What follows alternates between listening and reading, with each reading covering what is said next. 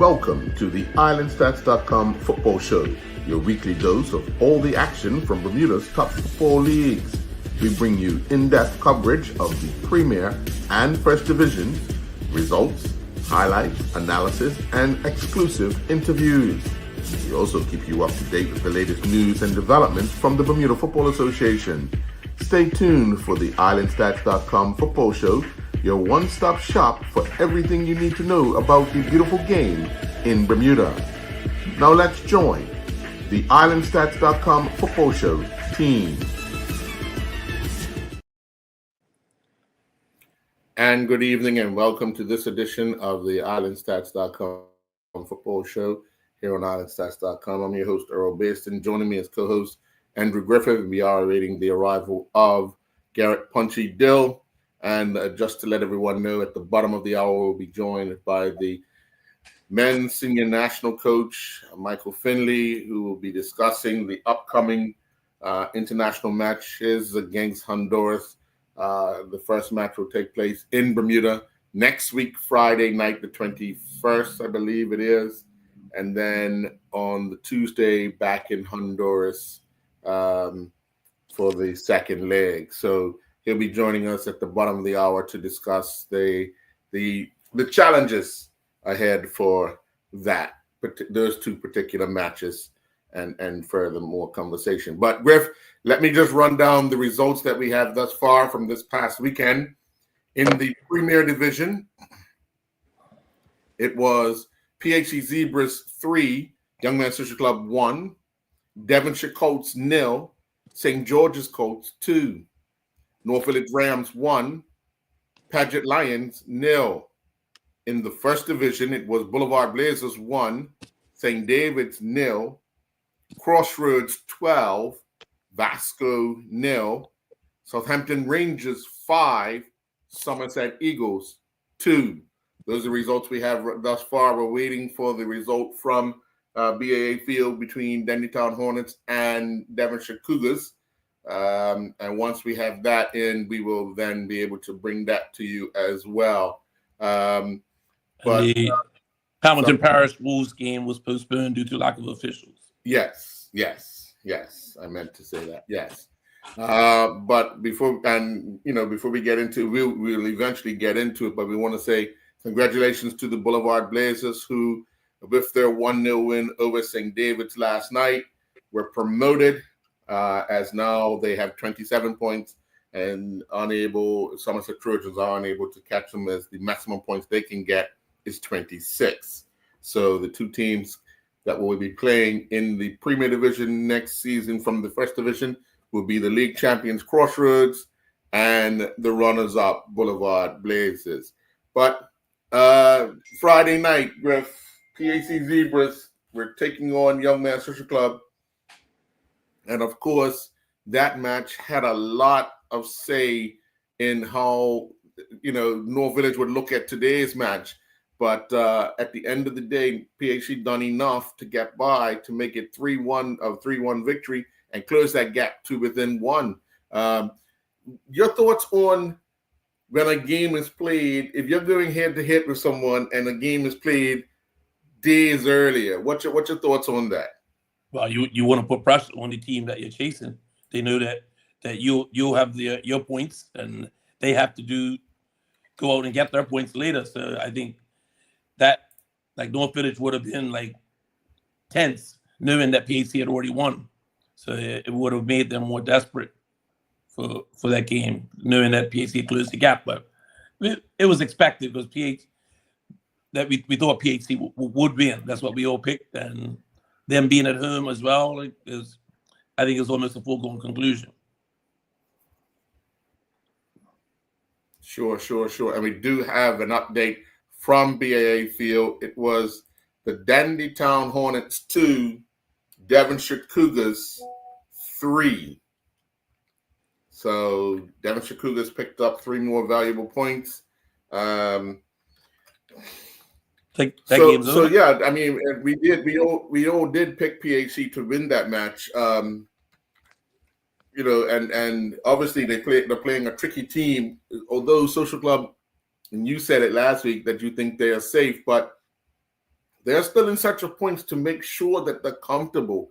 Knowing that Hamilton Parish and Wolves we're going to be playing against each other today. A draw would help them, but if one of the teams win, it's a little more added pressure on Social Club. You think? Yeah. But I still think with what's left, Social Club's going to be safe. But yeah, if I think Hamilton Parish would have won today, and that would worry Social Club more. But I think they'll be safe in the end. Yeah. And then, of course, we turn our attention to yesterday's game, the Battle of the Colts at Police Field, where St. George's Colts got the better of Devonshire Colts 2-0. Scoreless first half, and then 2 Jerron Dickinson goals for St. George's kind of, knocked the steam out of any thought that any player or anybody in Devonshire Colts had of putting more pressure on North Village in that title race, because they were there. And if somebody says they weren't thinking about it, you have to say, okay, you're telling yourself a lie. You're not telling me a lie, because when you're that close, you do start thinking about what pressure you could put on. Your thoughts on Devonshire Colts? This, again, we all picked Devonshire Colts. They were playing at Police Field. They've been playing pretty well. St. George's just came off, I think, a loss prior week. Yeah, lost to PAC, yeah. Right, so, and this is surprising. I would have thought Devonshire Colts would have been up for this, and this would have been their move, at the end of the season, to put pressure on the teams above them. And yeah, this is an absolute surprise. But hats off to St. George's. They battled hard against PHC last week, and they could have won that game. So it's a good bounce back for St. George's. Yeah, definitely. I mean, they moved right up behind Devonshire Colts on points, in fifth place, right up behind, Dennytown and Devonshire, and St. George's now have the same amount of points, 1 point behind Devonshire Colts. PHC, of course, with that win on Friday night, moved 3 points ahead of Devonshire Colts, and now North Village moved that much further ahead of everybody else. But for a team like Devonshire Colts, it's very rare that they don't score at Police Field. Yeah, a definite shocker. I'm very surprised. And they're if anything, they're very prepared. Ray Jones always has them prepared. There's no let on with them. So again, well done, St. George's Colts. Yeah, definitely. And then going into today's matches, North Village realizing that if they want to take the heat off, they have to come away with 3 points. It took 77 minutes, but they got the goal that they needed to claim the 3 points. But it wasn't easy because, Paget, as we noted last week, they hadn't lost this side of the year in the league. And, that was one of the reasons why I picked them. Maybe they'll be mad at me because I picked them and they lost. But, This was, I went to this game. This was a very entertaining game. It looked like two top teams going at it, back and forth. And it could have gone either way. Village missed a lot of chances in the beginning, and Paget defended well. And it was at the very end, Dion Salvo could have won it. He was in the sixth, and I think he tried to put the ball through the net, and it went over the top. And everybody was amazed because he normally puts those away easily. So that was a let off for North Village. It could have ended up 1-1, but Paget played very, very well. I know the people out there that are pissed off at us for calling Paget underdogs. You're probably right. Paget played very well. They probably shouldn't be considered underdogs in any more of the games. Yeah, well, they got a big one next week. We'll see how we fare in picking them to beat Cougars in the FA Cup semifinal. But a team like Paget, they're not gonna give in. They're gonna fight right through, and they've proven that over and over and over. Even if it is trying to prove us wrong, but prove to themselves that they belong in this division. And Antoine has them playing attractive football at times, and basically with another year under the belt and experience under the belt playing together in the Premier Division, they're going to be a force to be reckoned with, next year and years to come if they can manage to stick together.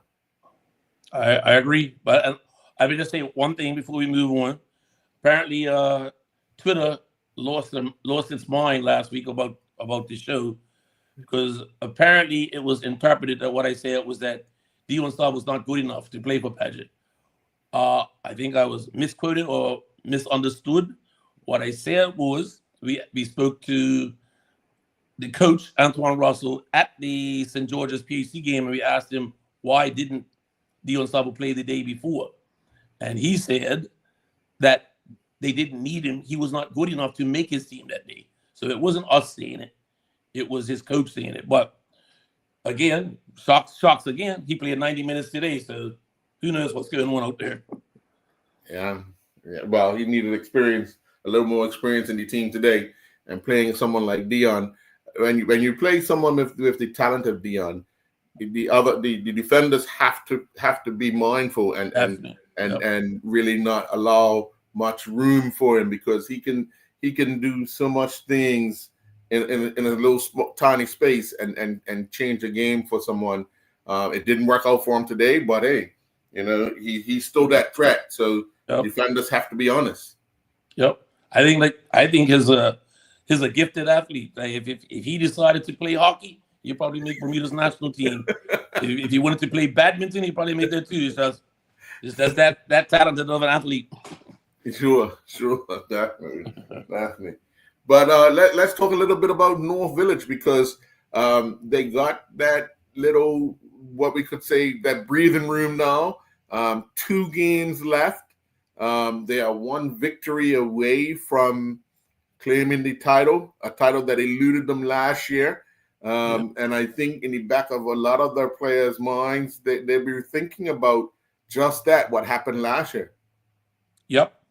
Definitely. I think it's due to the goal difference. What I was hearing on the field, that they only need 1 point from the last 2 games, and I'm pretty sure they don't want it to go like last year, where they have to get that point from the PHC game. So I think they'll definitely want to settle everything when they play Devonshire Colts.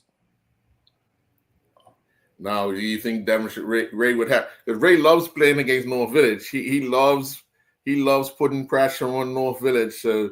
That will be a very interesting matchup. Only because, like I said, Ray loves playing against the North Village Rams, and he will get his team up for that one and want to overcome that disappointment, especially from yesterday's defeat to St. George's. But wanting to make sure his players understand that if you beat a team like North Village at this point in time in the season, you're showing that you deserve to be in this league, and you deserve to be respected in this league. So I think he'll have his players tuned up for it. And I'm pretty sure Patches would have the North Village Rams players up for it as well, because you're not going to go into the game talking about, we just need a point, because a point could turn out to be no points. Yep. And then you have it all to do against PHC. So I guess they're going to definitely make sure they want to do it. But one thing of note today, North Village had a player returning, Zadeo Deal. He got injured during the game and had to be stretchered off. I think it's his word from the change room. It was his PCL, so I think it's done for the season. So, oh boy, hats off to him. Hope he's feeling better, resting up now, and I guess we have to wait for his recovery. Yeah. Well, all the best, Zadeo. Speedy recovery. Hopefully, it is not as bad as thought, and you get some good news once it's investigated and checked out. So we want to wish you all the best. Let's take our first commercial break, and hopefully when we return, Punchy Dill would have joined in. We'll be right back.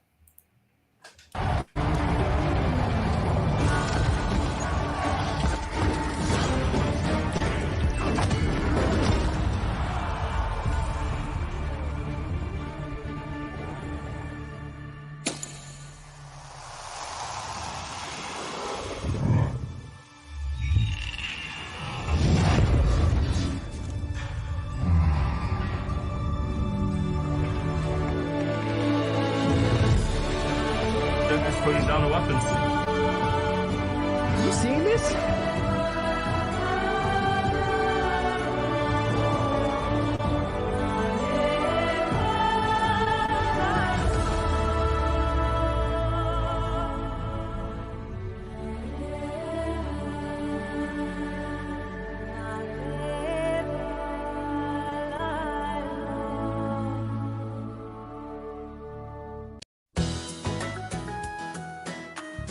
Better juice starts with better ingredients. That's why Wonder Juices are 100% organic and cold pressed to lock in the best nutrients, flavors, and benefits.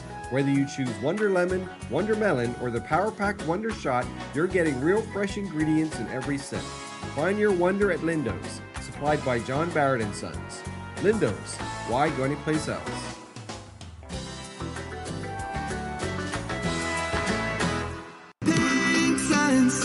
Beneath the cloud blue sky, where the ocean meets the land, and the long tails fly in Bermuda. Our hearts belong to this beautiful island. As an island, we are strong, proudly Bermudian. In every single way, from the sunrise to the sunset, and every single day for over 135 years. It's been clear, Digis Atlas, proudly Bermudian. Bringing us near.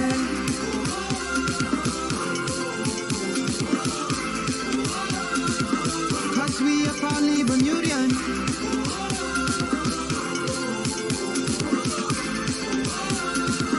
Digis Atlas, proudly Bermudian.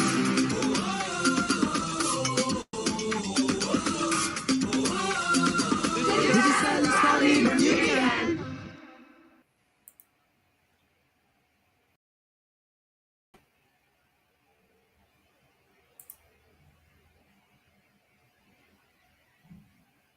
And welcome back. Well, Griff, over at BAA Field was a bit of drama. Devonshire Cougars held a 3-0 lead at one point in time. They in the first half, Shea Brinkman scored a hat trick. And then in the second half, in the 68th minute, Dandy Town got a goal back. And then they went down a man in the 78th minute. They got another goal back in the 81st minute, and then had another man sent off in the 90th minute. So Devonshire Cougars were able to hang on for the 3-2 victory over 9-man Dandy Town Hornets. But obviously, looking at it, well, the second sending off was the second yellow card. The first sending off looked like a straight red card. What does Kyle do? I mean, he's probably got them fighting for that third place spot, looking to overtake a team like Devonshire Colts, but not today. They came up short against a resurgent. We've talked a bit about Devonshire Cougars. And how they, in the middle of the season, they kind of stuttered, but here they are, 2 wins on the trot.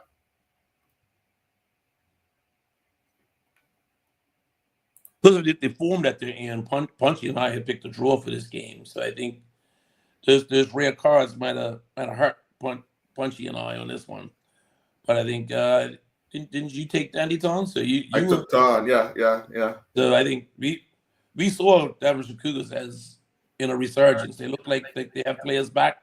I remember they gave North Village everything they can handle. So this team is much better. I think it's through the rough spot, and they seem to be finishing strong. But I want to remind everybody out there, somebody brilliant on this show said last week when they were down 2-0 that they would win 4-2. It was a little off. They won 4-3 last week against Hamilton Parish. So it shows the fight they have in them. Yeah, definitely. I mean, well, another team.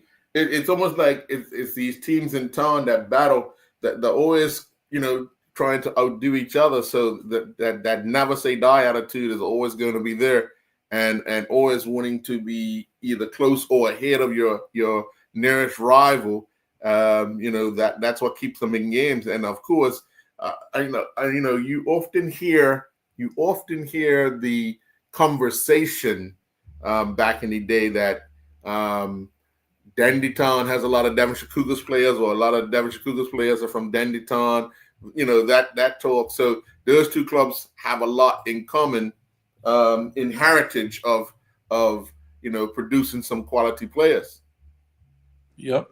I think all of the town teams have that, because you have the family connection, the closeness. A lot of your friends will play for one club, so you're shipped around a lot with the teams in town. Yeah. Well, let's jump quickly. Well, Punchy has indicated he'll be joining us in a few minutes at the bottom of the hour, hopefully, as well as national coach Michael Finley.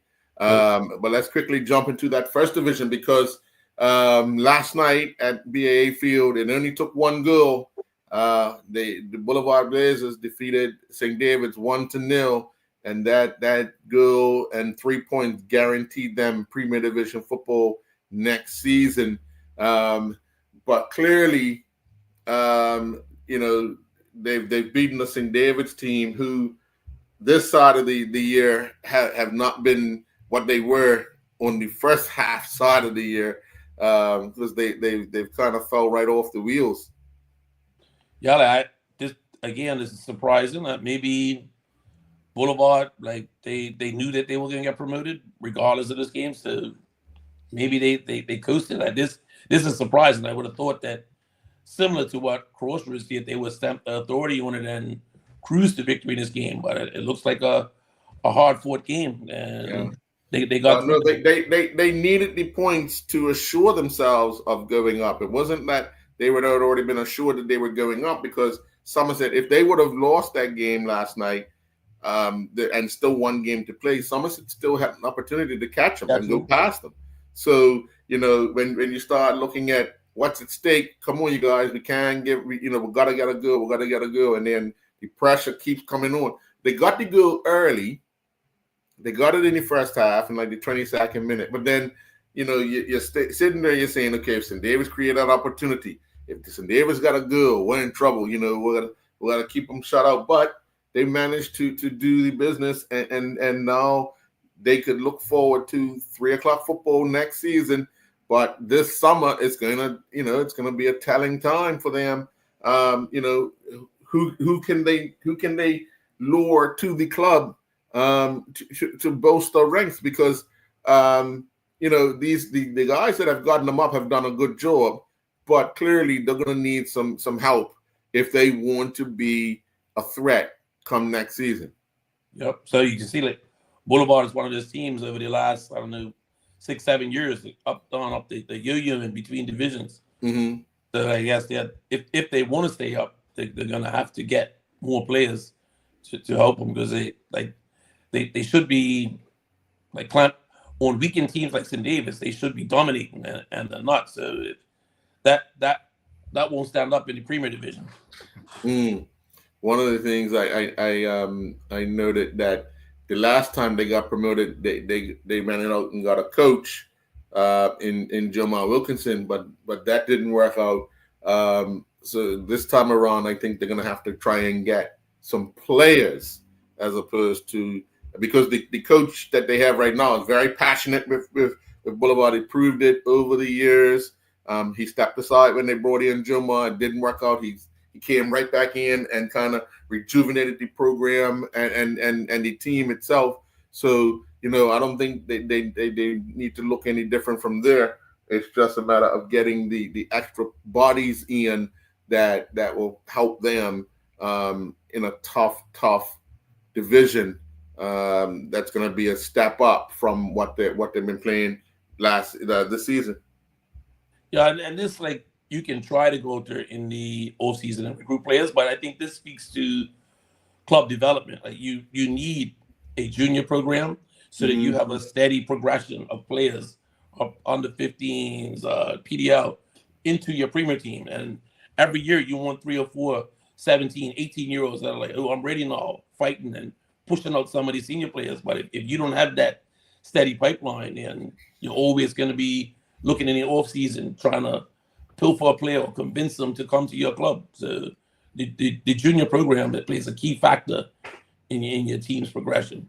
Definitely.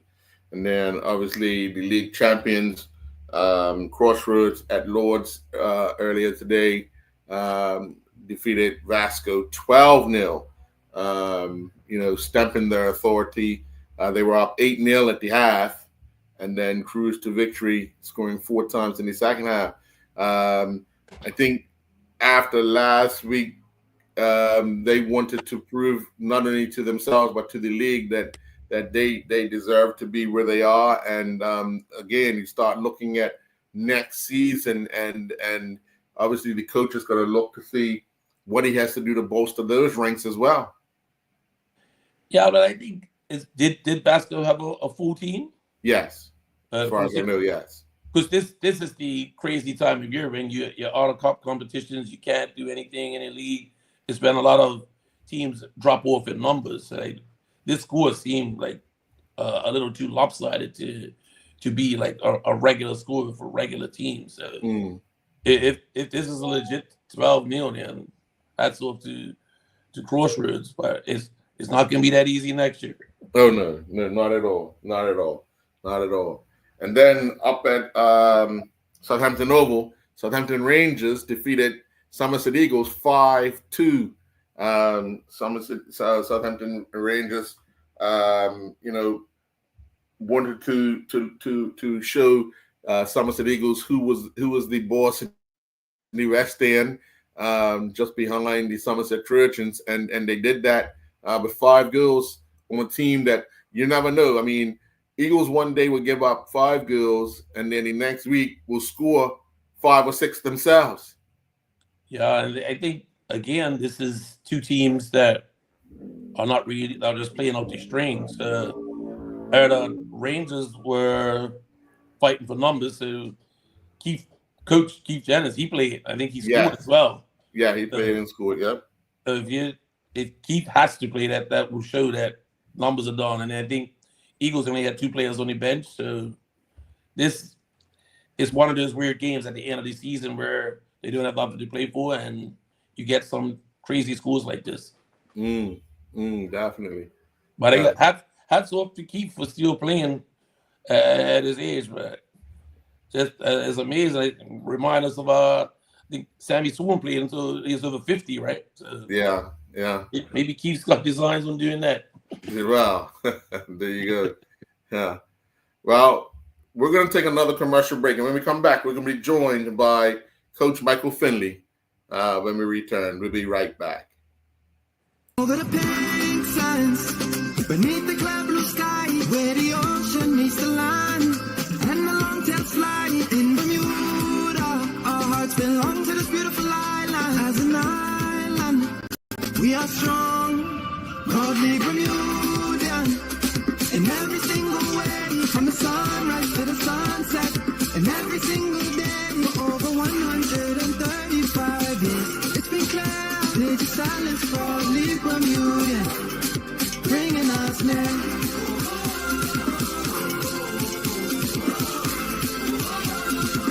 Cause we are proudly Bermudian.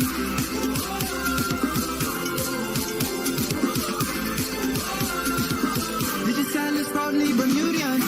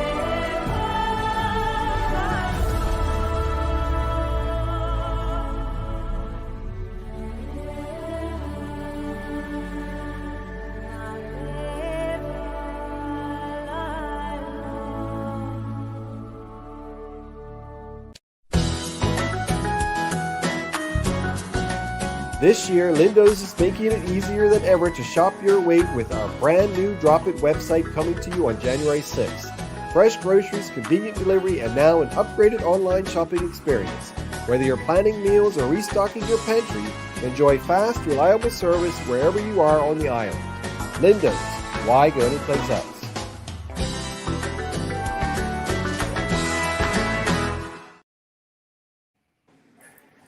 And welcome back. Well, first of all, welcome, Mr. Finley, for joining the Island Stats Football Show. Clearly, we know what our task is next Friday night as we face Honduras here in Bermuda. But I've noted, the last few weeks we have several national team players who have picked up injuries or are out through injury.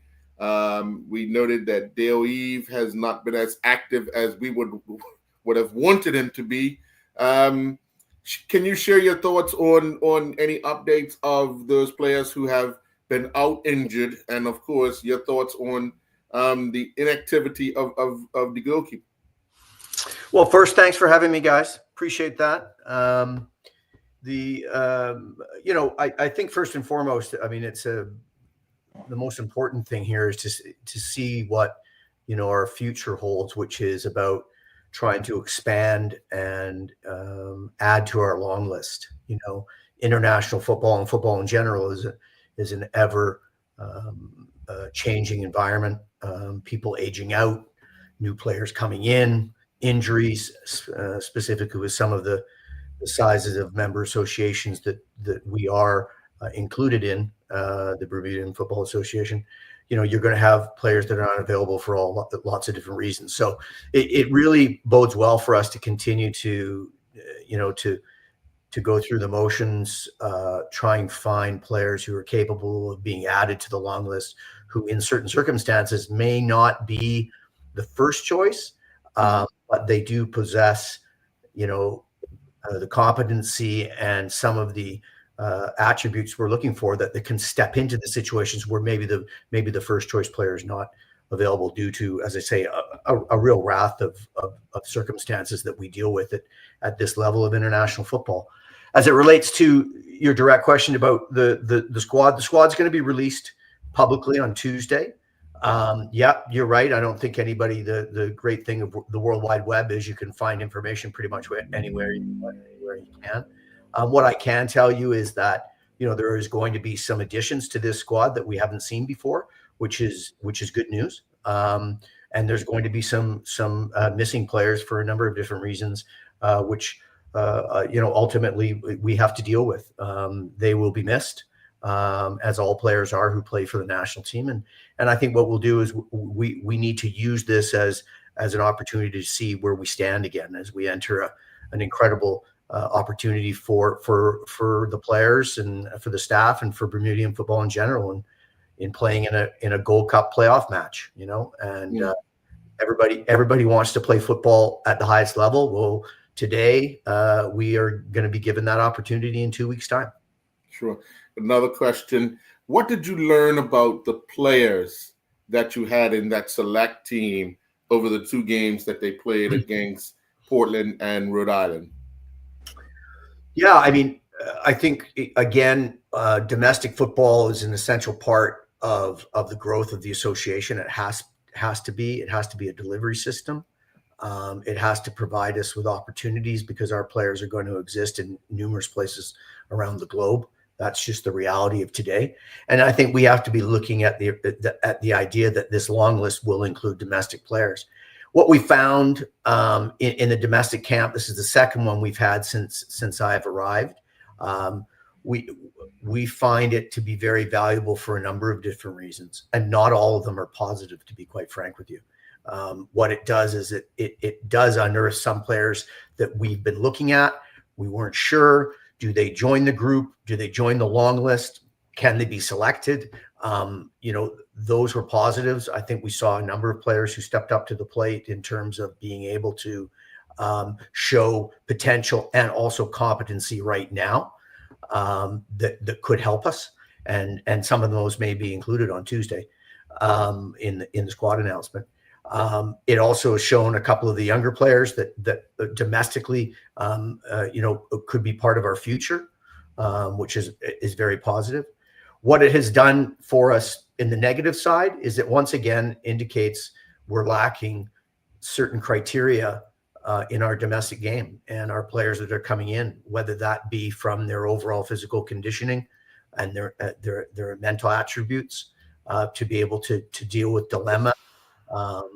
It also looks at the reality of dealing with players that are working and living in a different atmosphere than most national teams are in the region in terms of when you're talking about where we're trying to get to, and that full-time versus part-time. But it certainly brings a light to those scenarios that we have to do some homework as a nation and as a football environment to strive to raise the standard of the everyday player in terms of the high performance lifestyle they live, the commitment to the program, the understanding of their own realities as it relates to being not selected and selected, and be ready to go if that happens. So these are all part of a long-term plan that we have to put in place and to try and assist that process, which isn't easy because there's lots of challenges involved. Sure. But it also was a positive that we saw how they came in, and I'm sure you saw both games. We decided on a certain tactical structure and a strategic position to take against these USL teams. And what we were looking for in that situation is, quite frankly, not necessarily the win. It was, were they able to take in the information in a very short period of time? Were they able to apply it to the best of abilities, taking into account a number of them did not have the physical conditioning to last a 90-minute game against the teams that we played. But and you saw that specifically in the second game, where Cano made changes to the entire team, and that was the difference in that game. And you could see that those players are much more versed in what the physical condition is required, what level they're playing at, they're full time. But the good news for myself and Kenny and John and John is that we could monitor and evaluate the ability to take in what we gave them and try to apply it, because that then shows opportunity and potential. Sure. Griff? Yes, Coach Finley, you spoke of the, I guess, limitations with Bermuda being a country of 60,000 people, of the player pool that you have to deal with. And I know that a lot of other countries will, I think you kind of alluded to it, will shake the family tree to find those connections and other players out there. But if you got lucky and you found some player that was from another country that had the ability to get a Bermuda passport or whatever, or you rubbed the genie lamp and you found a player, what would you say to that player to get them to switch their allegiance to Bermuda? Well, it's a great question, Andrew, because it's happening all over the world. I was heavily involved with it when I was in Grenada, but I was also really heavily involved with nationalization of players when I was with Canada, and we nationalized a number of players who are now competing with the team that went to Qatar and the team that's in existence now. And it's not an easy process, because there are rules and regulations. I know you guys know them, and there's also different rules and regulations as it relates to countries. Bermuda is slightly different than some other countries in terms of what your ability and how you can gain a passport. But to answer your question is, I think I never beg anybody to play for their national team. I always say to players that, look, motivation comes from an individual perspective, but it has to be molded into a group perspective. So if you're motivated by money, contracts, professional opportunities, great. If you're motivated by family connection, maybe family involvement, great. If you're motivated by just putting on that jersey from a national point of view, fantastic. And if you're looking to further yourself in terms of maybe leaving Bermuda or maybe finding another opportunity somewhere, that's great too. All of them are individual. All of them have merits. But I tell them all the time is, you have to live and breathe the idea that it's Bermuda that needs to be successful, not one individual player. And the ones that do change see that opportunity, and I think they embrace it because they want something different. I think international football is underappreciated at time, especially with the smaller MAs, such as in CONCACAF. These are stages where these players can be and be seen now. And given the global perspective of technology, I'm one. I watch games everywhere now because I get access, and you guys get access. You can see anything you want, really, if you want to pay for it. So the players themselves are now on a stage they never were on before. So even if they're playing at a lower level in the UK, or maybe they're in college football or University of College States or somewhere else in the world, there are going to be opportunities where someone says, well, they're an international for Bermuda. And they go, wow, I saw them play the other day, and they were playing the 7th ranked nation in CONCACAF in Honduras. And he played well. And so all of a sudden that opportunity changes. So it's very individualistic, but it's always about the core, right? Using the core to deliver on what your expectations and potentially what you see as being part of your growth and really your motivation to move to the next level. Yeah. Obviously, we know that looking at how they done the draw and where everybody's situated. Mm-hmm. Honduras, I noted that they've been playing a few practice matches as a national team. Would you like more time with the national team to prepare for this upcoming game, or how do we kind of map it out that we get more time to prepare for big matches such as this? Well, I think it's a double-edged sword, right? Yeah, you'd always like more opportunity. You'd always like more time. But the reality is it is international football, and it's governed by the FIFA international calendar. Mm-hmm. And when you mention things like Honduras having a game or two, it usually is purely domestic, where they can monitor and they can close down their league if they wish to do it. It's usually on the back end of a break, whether it's a winter break or something like that. Mm-hmm. So there are distinct advantages in that.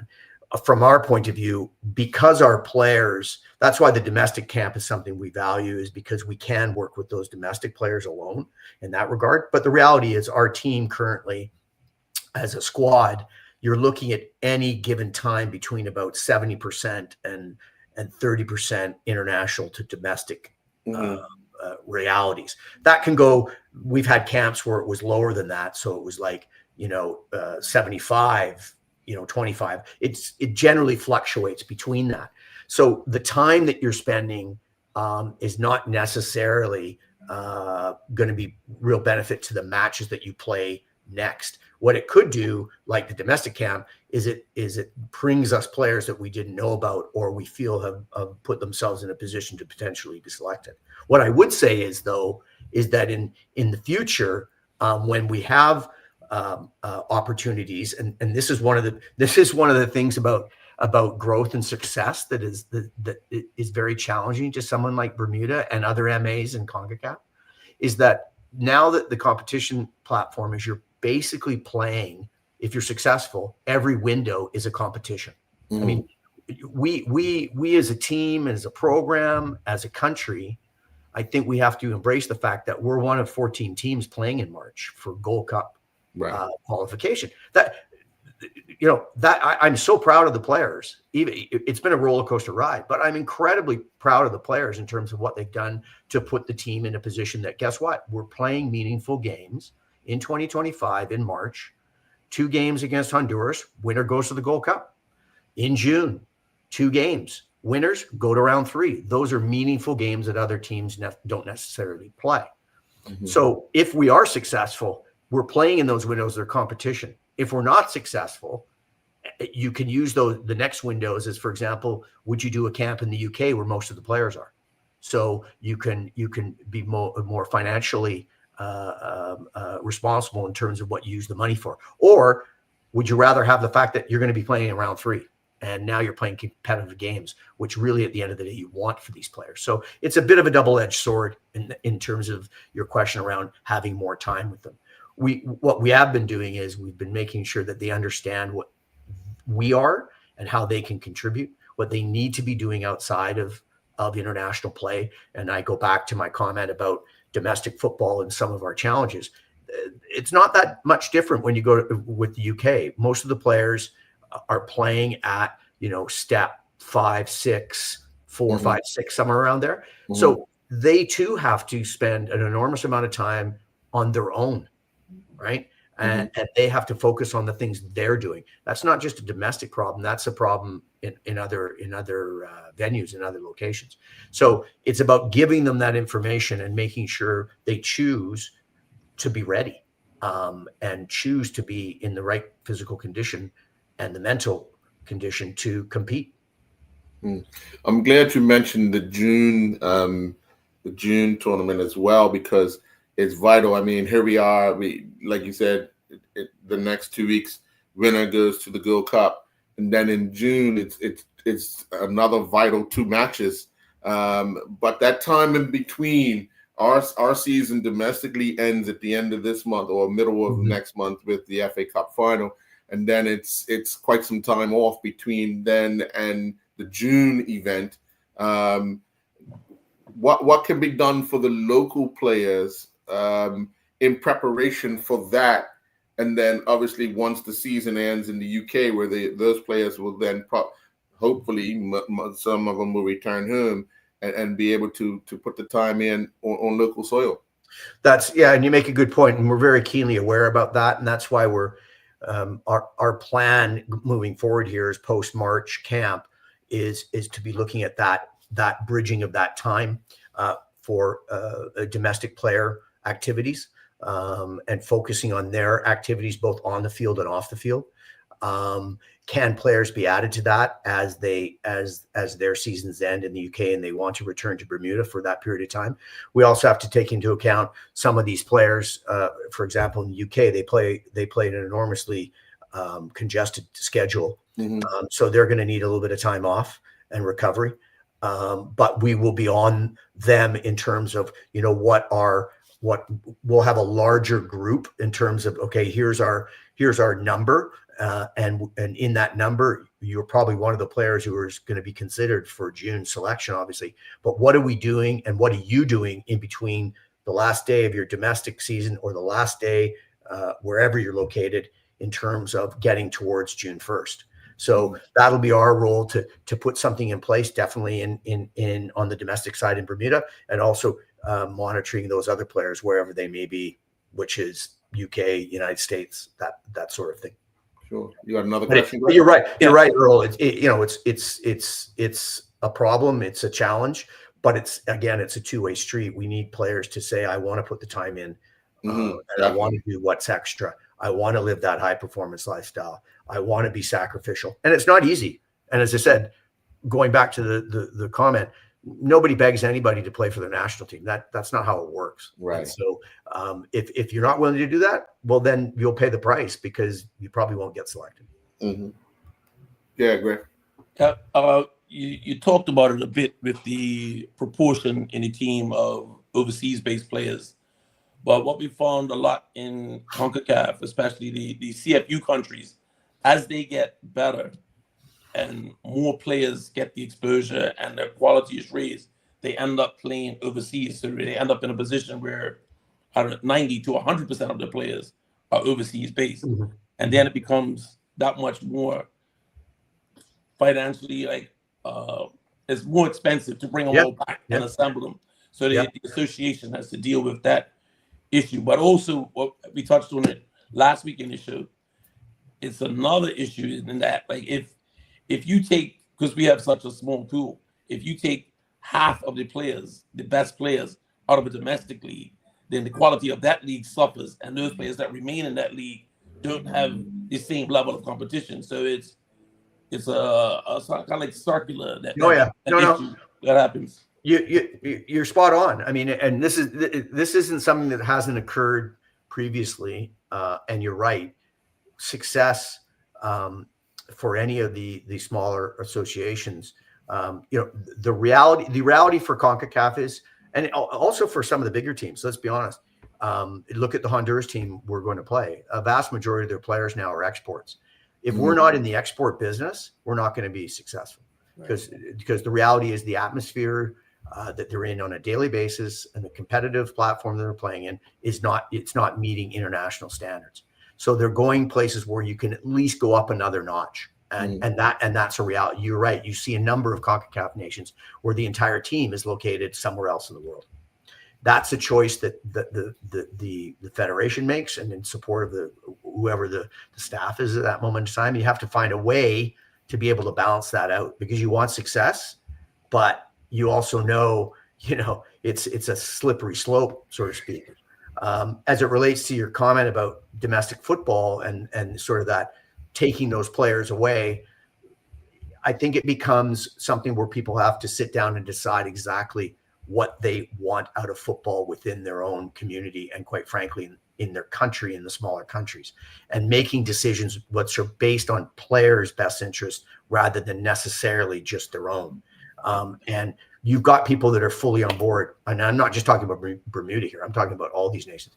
You've got people on board. They're ready to go. We need a standard-based league. We need to do this. We need to stop play and put the players together. Small tours, all these types of things. And then you've got other people who, they've got their own vested interest in their own agendas, and we live in a free society, and they have their right to make that choice. But then I don't think they have the right to point fingers and say, oh, why aren't we doing well? Well, it's because maybe you haven't supported it the way you should. So all of these nations in CONCACAF have these same issues. We're not any different than anybody else. And what we want at the end of the day, I think, is the opportunity for Bermudians to celebrate the fact that they've got players playing at the highest levels of football. And that bodes well for the people who assisted them on their journey. And football really is sacrificial in a lot of ways. And, it's always been said, the best coaches in the world lose their best players because they deliver them to the next level where they should be. So it's constantly a minefield. And I think what we've been doing is trying to do our best to continue to get the point across to these players domestically. Look, guys, you got to put more time in. You've got to look at it this way. And you also saying to your international based players, look, just because you're there doesn't mean you're getting picked, right? You still got to show us that you have competency and you're living that lifestyle too, right? So it's a balancing act. So, Coach, it sounds like you're solving a Rubik's Cube with a blindfold and one arm behind your back. I'll be perfectly frank with you guys. You either love the project or you don't, right? And there's always going to be disappointments. Our staff we've had to make our selections for March, and we communicate and we send them the notes. We have reserve lists and all that stuff, and we had to disappoint some people, and we don't like doing that. But the fact is, we like the project. We know the challenges, and if everybody is acting in a responsible manner, I think we'll continue to put our best foot forward. And games like Honduras, which are incredibly huge challenges. Well, you know what? When I played, that's all I wanted to do was play in games like that. And I'm really happy that these players are going to get that opportunity again. And you know what? Football is funny. There's lots of stories about great stories. Why don't we think about great stories rather than negative ones? So we're good with it. Yeah, there's a buzz around the national teams, and I say teams because you have this big encounter coming up next week. And then right on behind that is the under-17 girls going to the next round of the Women's World Cup qualifiers. We just finished the under-17 boys playing, the under-17 girls playing. It's almost like a buzz around international football, but just being on the inside and obviously, being part of the program. How satisfying is it for you that you took this job and now you're in an environment where it resembles a bigger nation? Because, in years going by, we never had this many international games around each other. Well, I mean, first of all, it's interesting. Football is funny because, everyone has a tendency to point up, and say it's their problem. It's their problem. And so I do congratulate first and foremost CONCACAF, because as much as they've had bad press over the years, they've been an incredible change in how they present their platform of competition. Yes. Teams are actually playing meaningful matches. Teams are putting themselves into positions where actual growth and development is really happening. And I think that's something that needs to be applauded. Now, along the way, they've also created an enormous amount of chaos because you guys know you've been in football and around football in your life, sport.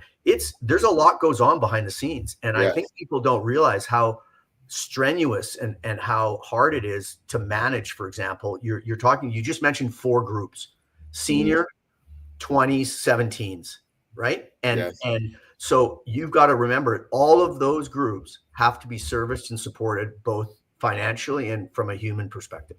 So there's a lot going on. So now someone will say, okay, yeah, you're going to say that because you work for the BFA.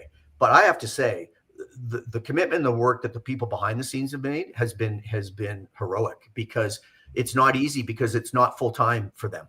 There's so many people that are trying to balance their own lives, their work lives, their family lives, their educational lives, but still want Bermuda to do well. So I have a hard time taking a sledgehammer to something and saying, what can we be better? Absolutely. Do we want to be better? Absolutely. But we also have to look at what the realities are.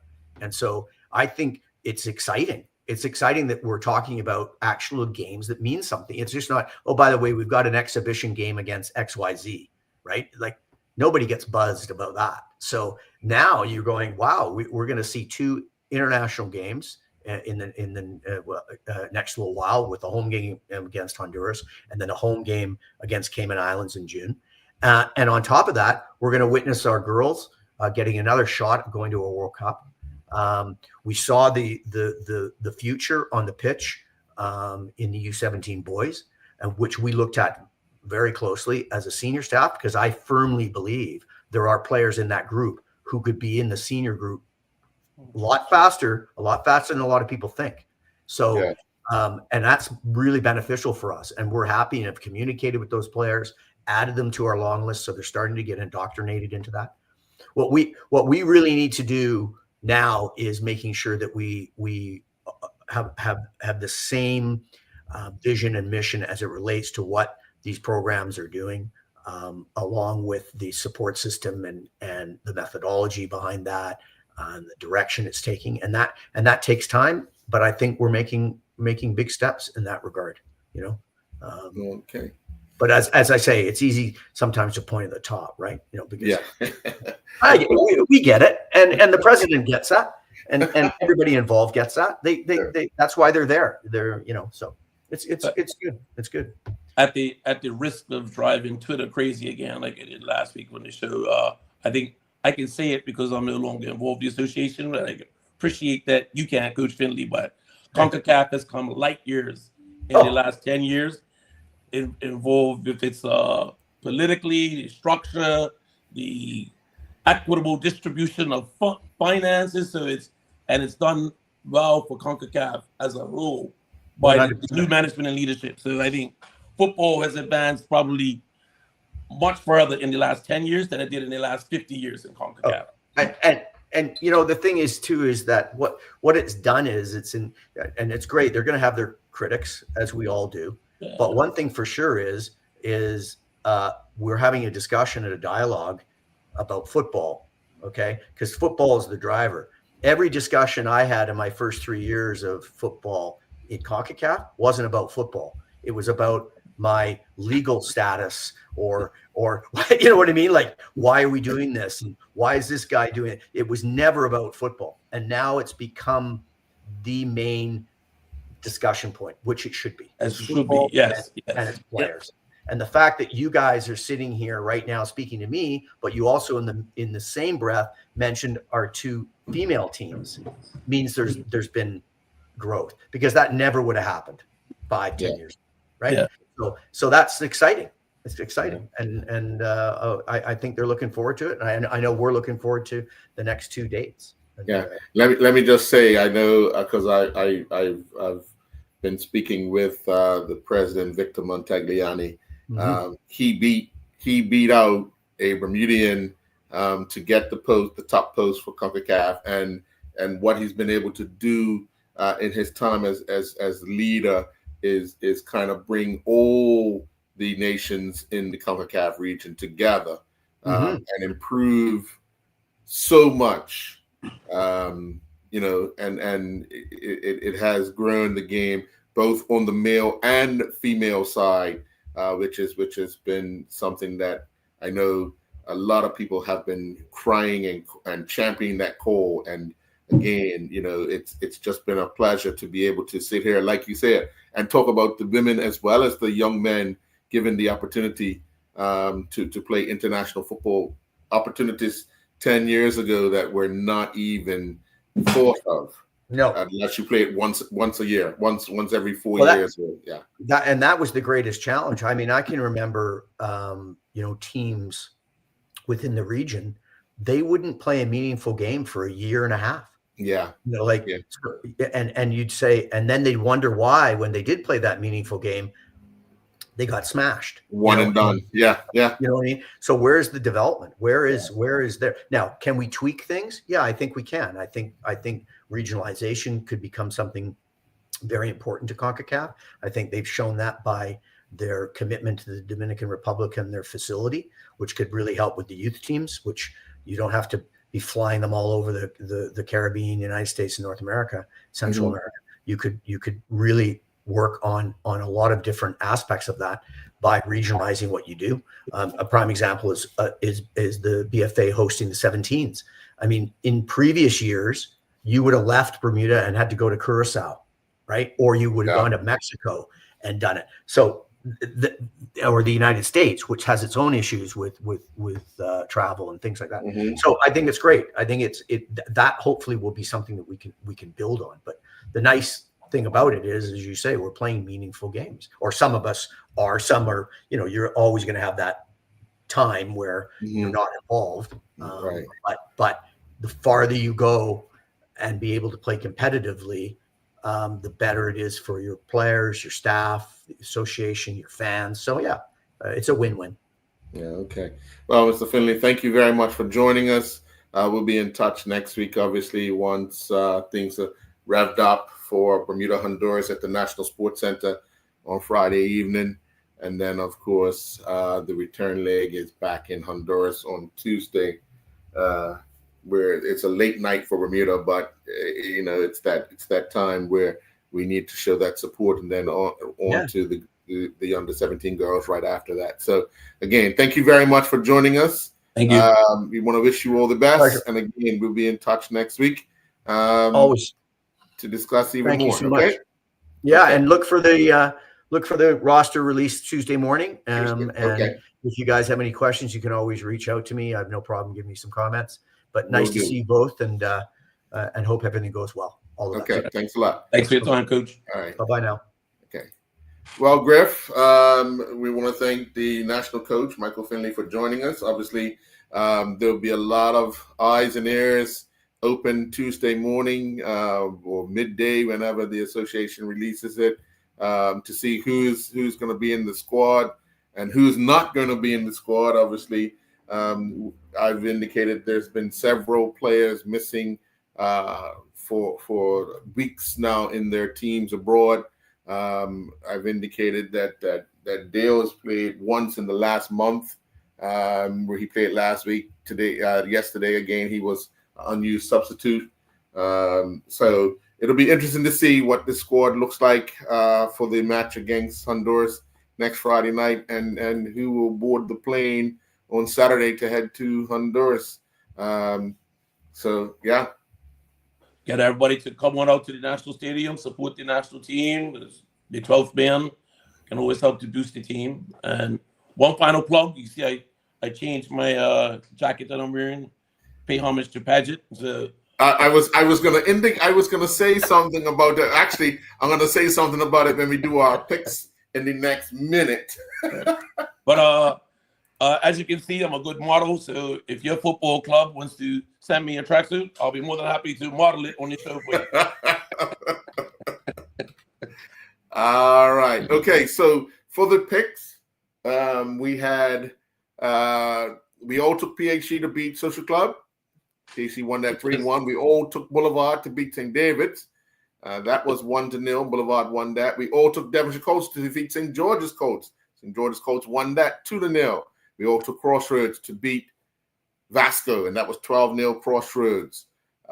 Punchy and Griff took Rangers. I took Eagles. Rangers won that 5-2.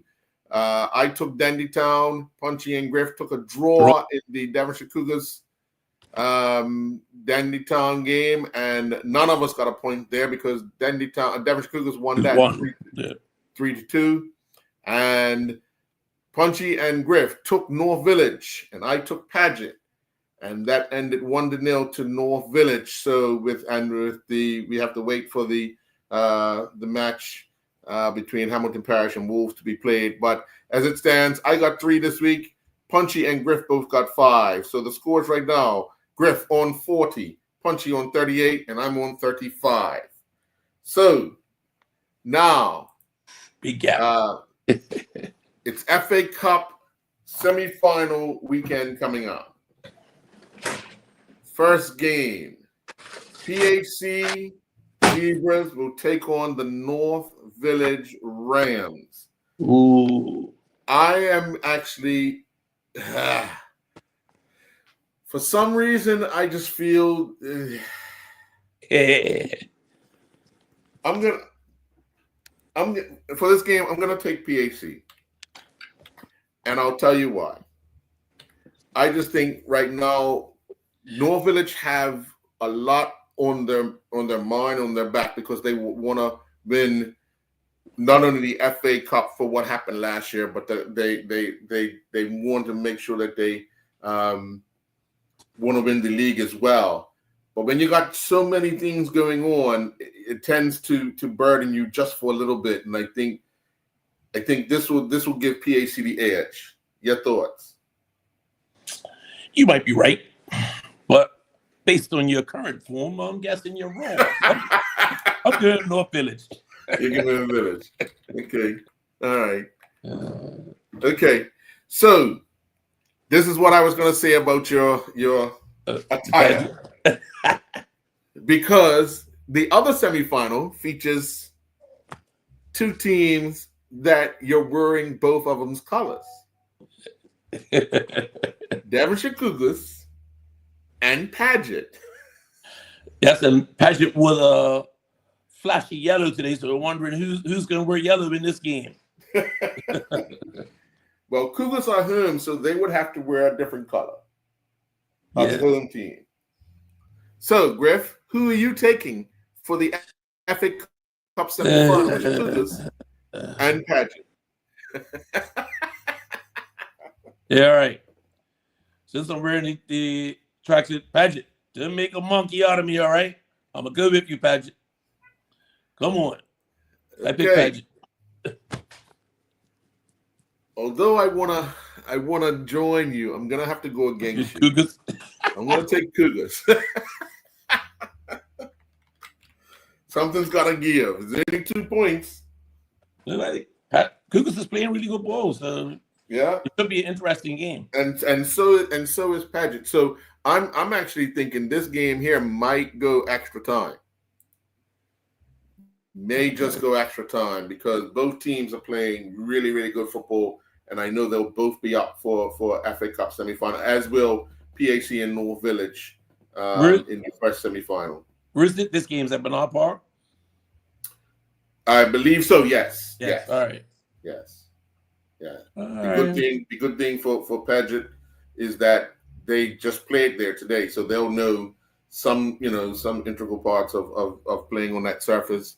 And Tom will work with his team this week and ensure that Paget have everything that they need to go into this game on Sunday. Guns blazing. I'm picking Dion Savo to write his miss from today, so it's gonna plant the next one that drops to him at Bernard Park. Okay, all right. Well, you can always go to netball afterwards. You said that's where he won't land it. Yeah. No, it was at the other end. It's still could have gone down by the netball side, hit the trees. And hey, but if Dion Savo chose to play netball, he will be a great netball player.